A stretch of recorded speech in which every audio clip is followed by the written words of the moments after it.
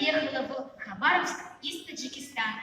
Сейчас Ваха, так его называют одноклассники, учится в 3 классе, увлекается футболом и занимается в спортивной секции.